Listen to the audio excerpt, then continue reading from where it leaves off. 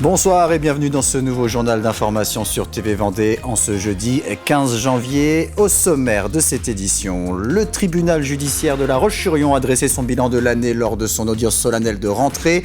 Moins d'affaires traitées en 2025, mais un nombre d'années d'emprisonnement prononcé en forte augmentation. Une bonne nouvelle pour les Vendéens ayant besoin de soins ophtalmologiques. Le centre hospitalier départemental dispose de nouveaux locaux et propose désormais la chirurgie de la rétine. Et puis nous irons à l'EHPAD Union chrétienne de Fontenay-le-Comte qui a fêté les anniversaires de 6 résidentes centenaires ce mercredi. Âgées de 100 à 102 ans, les 6 femmes ont pu célébrer ce moment en compagnie de leur famille. Un incendie d'habitation s'est produit ce mercredi soir à Beauvoir-sur-Mer. Une maison de 200 mètres carrés située rue du Port a été prise par les flammes aux alentours de 23 h. 28 sapeurs-pompiers ont été mobilisés pour circonscrire le feu. Une voisine âgée de 19 ans a été transportée en urgence relative à l'hôpital de Challans après avoir tenté de rentrer dans la maison. Le résident, un homme de 50 ans, recherché ce matin par la gendarmerie, a été retrouvé sain et sauf. Et il n'était pas dans son domicile et dormait chez un voisin. Une enquête est en cours pour connaître l'origine de l'incendie qui est parti de l'intérieur de la maison. La colère et la mobilisation du monde agricole ne faiblissent pas. À quelques jours de la signature du traité du Mercosur par la présidente de l'Union européenne, plusieurs membres du syndicat des jeunes agriculteurs de Vendée mènent actuellement une opération de barrage filtrant aux herbiers. Depuis 3 h du matin, ils sont installés devant l'entreprise Achille Bertrand, grossiste alimentaire. Ils interceptent les arrivées et les départs de camions afin de vérifier l'origine des marchandises. Une action qui doit se poursuivre jusqu'à la nuit prochaine.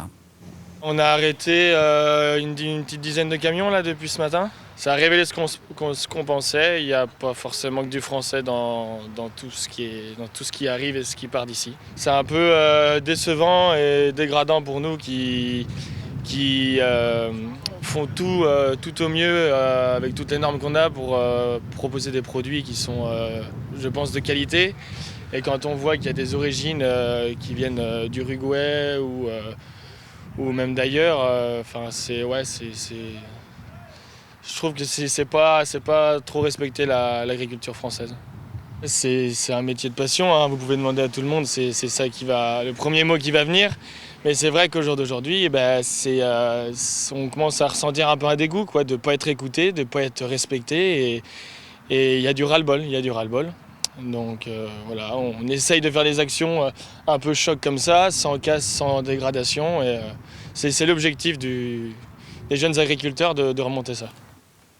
17 046 affaires ont été traitées en 2025 par le parquet du tribunal judiciaire de La Roche-sur-Yon, soit 8,5% de moins qu'en 2024.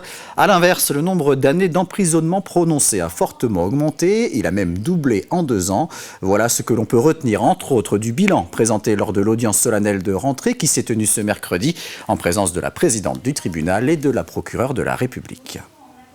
Une hausse qui est constante, hein. Vous avez vu les chiffres, c'est depuis 2022. L'écart entre cette année, 619 années d'emprisonnement ferme prononcées, un peu plus de 400 l'année dernière. Cette augmentation, elle est illustratrice à la fois d'une gravité des faits qui sont posés. Ça, on le voit au quotidien et on en a déjà parlé. Et puis, elle est le fruit aussi du travail des enquêteurs et de la politique d'action publique qu'on mène au parquet et dans notre politique de juridiction, à la fois dans la lutte contre les trafics de stupéfiants et dans les trafics en tout genre. J'ai parlé notamment des différents faits de vols sériels que nous avons connus sur le ressort et qui ont abouti à des très belles enquêtes mettant en cause les individus qui ont été présentés dans le cadre d'une comparution immédiate. Le tribunal qui connaît toujours un problème d'effectifs, malgré les arrivées ces derniers mois d'une attachée de justice, d'un magistrat honoraire et d'une personne au sein du parquet, plus d'une dizaine de postes restent inoccupés. Cela représente plus de 15% de l'effectif du tribunal. On est sur des postes qui ne sont pas simplement vacants, c'est un peu plus compliqué que ça. C'est des postes qui sont soit pas pourvus, effectivement, soit pour lesquels les personnes sont en temps partiel. Donc quand on décompte, si on a plusieurs personnes en temps partiel, forcément ça fait -1, -2, -3. Ou des personnes qui sont en situation d'arrêt maladie, parfois de longue durée. Et donc tout ça cumulé, ça nous porte à 12 ou 13 personnes, on appelle ça des équivalents temps plein chez nous, qui ne sont pas dans la juridiction sur 75 personnes. Donc on voit tout de suite l'impact que ça peut avoir. Forcément, ça va impacter les différents services. Les choix qu'on doit faire avec la procureure de la République et la directrice de greffe, c'est quel service on va prioriser. Qu'est-ce qui nous paraît prioritaire? Et dans ces services-là, on va mettre des moyens supplémentaires. Dans les autres, à un moment donné, on va peut-être mettre moins de moyens, donc on va diminuer l'activité. D'où des audiences qui peuvent être supprimées par rapport à ce qui est normalement prévu. Du nouveau au service d'ophtalmologie du centre hospitalier départemental à La Roche-sur-Yon, des nouveaux locaux tout d'abord avec une salle de consultation supplémentaire. Davantage de patients vont donc pouvoir être reçus en consultation mais aussi en chirurgie car le CHD accueille également un nouveau praticien spécialisé dans la chirurgie de la rétine. Plus besoin de se déplacer à Nantes ou chez des ophtalmologues libéraux. Entre 100 et 150 interventions de ce type pourront être réalisées chaque année. Concernant l'ophtalmologie, ce qui change, c'est les locaux qui sont plus grands, plus adaptés, plus fonctionnels et l'arrivée d'un chirurgien de la rétine qui permettra aux patients de ne plus partir du département de Vendée.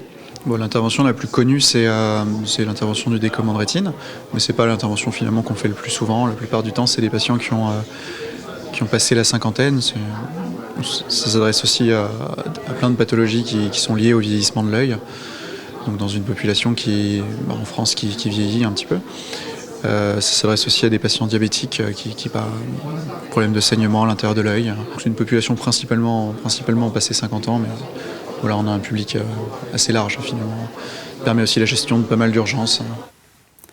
Depuis le 1er janvier, Vendée Eau est en charge de l'assainissement collectif de la quasi-totalité du territoire du pays de la Châtaigneraie.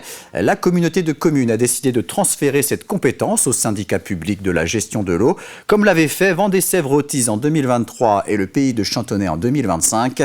Une décision prise afin de garantir l'amélioration de la qualité des réseaux et du traitement des eaux usées. Seule la commune d'Antigny a fait le choix de conserver la gestion directe de son assainissement collectif. Nous avons tous des stations d'épuration avec des réseaux, donc il faut les surveiller, les entretenir, il faut vérifier que le système fonctionne bien avec des analyses hebdomadaires.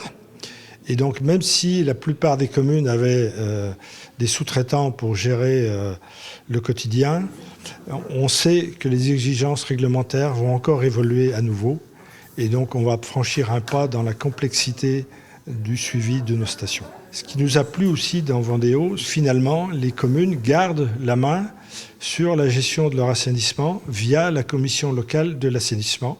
Les élus locaux avaient demandé à Vendée Eau de travailler sur la possibilité pour le syndicat de reprendre cette compétence assainissement, sachant que l'eau et l'assainissement sont dans les cursus scolaires de nombre d'ingénieurs et techniciens qui sont présents à Vendée Eau.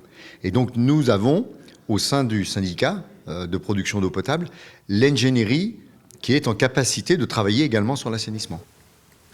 Faire perdurer la mémoire des conflits que la France a pu connaître, c'est l'une des missions menées par l'Association du Souvenir français. Cette dernière organise des cérémonies de remise de drapeaux à des établissements scolaires qui en font la demande. La première de l'année a eu lieu ce lundi au collège Richelieu de La Roche-sur-Yon. Ces rendez-vous permettent aux professeurs d'histoire d'intégrer dans leurs cours des témoignages d'anciens combattants et des parcours de soldats locaux. C'est le cas par exemple de Joseph Le Saffre, élève du collège Richelieu dans les années 1910 et mort pour la France en 1945. Le conseil de vie collégienne, un petit peu comme un CMJ dans les municipalités, c'est un groupe d'élèves qui cherchent à améliorer le quotidien du collège sur différents sujets, différentes thématiques annuelles. Actuellement, c'est l'aménagement de notre cours.